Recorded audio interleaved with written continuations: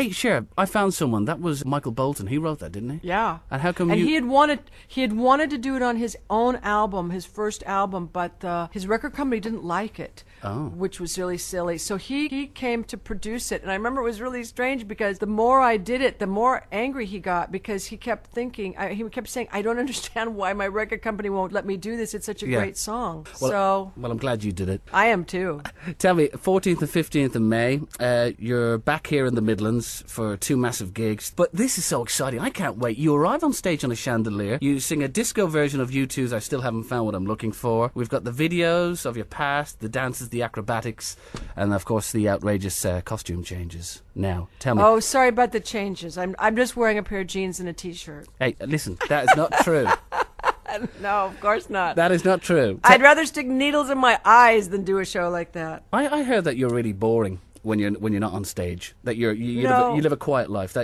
Oh no, I do. Yes, I do live a quiet life. But as a person, I'm absolutely not boring. I'm fantastic and hysterical. What do you do when you're not on stage? Well, I go to the movies. I hang with my friends. I go down to Florida sometimes. Jet ski. I don't know. I just mostly hang with my friends. I hang with my kids. I see my grandmother. I see my mom. I look at cars. Yeah. I ride my motorcycle. Just stuff. Tell me, what's the best thing about Cher live in concert? The whole show together makes it's like going to a circus. It's like a circus with music, and that's the best thing about it. You could be kind of any age and still have a good time. Yeah. I mean, unless you just hate me, then don't come. Just go do something else. What do you like best about the touring? I only like the show best, to tell you the truth, because I mean, I just have finished doing 202 shows in America, and it's difficult going to a different place every night, going to a different bed every night, and so the traveling is the part I don't like. Yeah. The show is the part I like. Is it true that before you go on stage, you do this vocal warm up and you have that private group prayer? I'm just trying to build a picture for anyone who's going to the Cher concert, right? And it's always, if you've ever been to a concert, you're wondering what's the star doing beforehand. So what's your little routine, say a minute before you go on stage? What are you thinking? Well, when I arrive late always because I don't like too much time. If I have too much time, it makes me nervous. So I get there exactly at the moment that I have to get there. I do my vocalizing, and which is the same vocal tape that I had from the Believe tour. So the dates are all wrong. My vocal coach. This is the last May of whenever Believe came out. Yeah. 1912. I don't remember. And then I go out and all the kids are around, and we just do this. We do this kind of group, football kind of deal, prayer, because we're all going out there together. It's kind of like a team of us, and we have to be kind of pumped up and feel good and get energy from someplace. So we just all hold hands, and then I kind of lead us. And it's sometimes it's really hysterical, and sometimes, sometimes it's dumb, and sometimes it's good, and sometimes it's, whatever. And then we just all scream amen, and then we walk out on the stage, and then I go into my offstage, little quick change room, and then I get into my harness, and then I go. You seem to be the only one that comes to my mind that's accepted as both singer and actress, not an actress who became a singer or a singer who became an actress. You must be very proud of that. That you can put each career into its box. And no, I am happy. I like doing both of them. And I mean, look, I started with Sunny. We were singers. Then we went on TV, and we had a really successful program in America. Yeah. And then we got a divorce, and then I went on, and I had a successful program, and then we went back together. Yeah. And then we left, and then I did movies, and it was just things to do. I just think that all art, no matter what you do, is like when I put my makeup on while I'm doing it, getting my quiet space before I go into the show. Yeah. I sit there and I'm painting I'm painting this canvas. So everything I do, I think of as art, because I don't know, if you're an artistic person, you just try everything. And what's the worst that can happen? You fail. And I've failed miserably and had people go, "Oh, she's so over," and then things happen. What drives you on? I'm interested. I think that's what it is. I'm just interested. You should have got an Oscar for Mask. You didn't.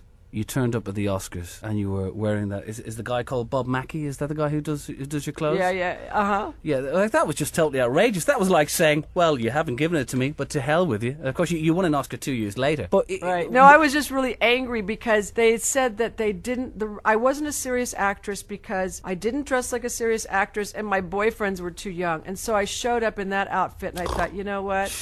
up. Yeah, but, exactly. But then, you know what the truth was? I was really angry. But then once I got there, and everybody, I mean, like Jane Fonda came around the corner, and she looked at me, and she was laughing hysterically. And then I had such a great time. I forgot that I was in a ridiculous outfit and that I'd been angry. So I had actually a blast. It was so much fun that year. What advice would you give to a Britney or a Christina? You know, these divas in training. You know, if they were to say, you know, Cher, because you've been around for 4 decades. So for these stars who've been going for the last 4 or 5 years, with regards to longevity, keeping your sanity, keeping your career going, what advice would you give to them? You better have a good sense of humor. So you're talking about, for example, if you read those horrible reports in the papers, or if a record company says, "Oh no, you're not Flavour of the Month." Yeah. If you don't, if you don't believe in yourself, or if you have I've had lots of times where I thought, "Oh, it's over for me," but then I just go do something else. I mean, a lot of times failure is so underrated. It's great for you, for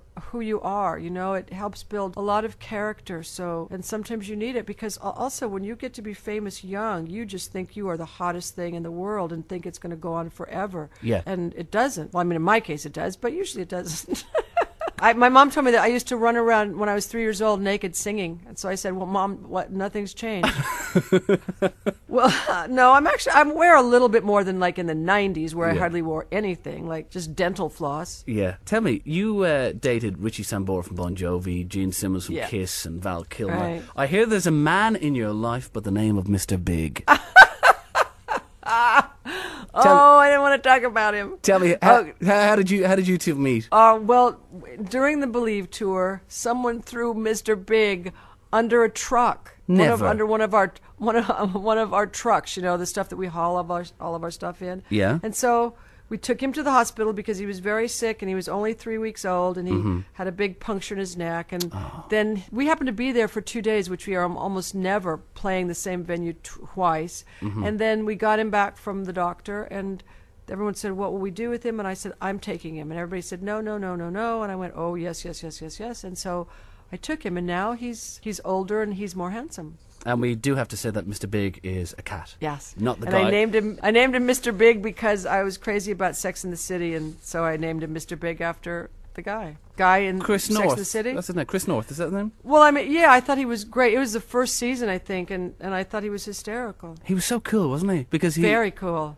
Carrie and himself would arrange to meet up. They'd get whatever the timing wrong, and he'd arrive and say, "Well, yeah, I said I'd be here for an hour. I'll wait outside for 40 minutes. Now you've got 20."